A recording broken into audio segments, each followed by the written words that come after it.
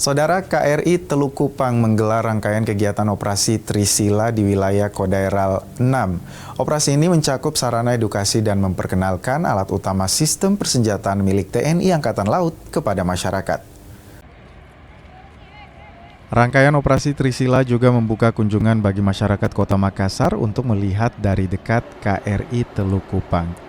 Pengunjung diberikan kesempatan untuk melihat berbagai fasilitas serta persenjataan yang dimiliki KRI Teluk Kupang, mengetahui tugas serta peran strategis TNI Angkatan Laut dalam menjaga kedaulatan wilayah perairan Indonesia.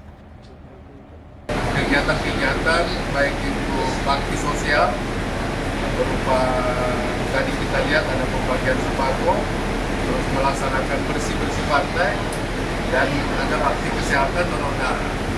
Yang kita lihat di belakang ada 3 institusi. Nah, ini akan berlangsung sampai dengan tanggal 11 Juni.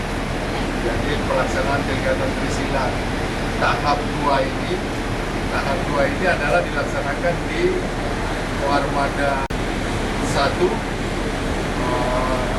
wilayah Indonesia bagian Barat. Selama di Makassar, Satgas Operasi Trisila tahap 2 menghadirkan kegiatan yang juga diikuti masyarakat, mulai dari Open Ship KRI Teluk Kupang 519, bersih-bersih pantai Losari, Makassar, dan donor darah di atas geladak kapal perang. Usman Afandi, Kompas TV.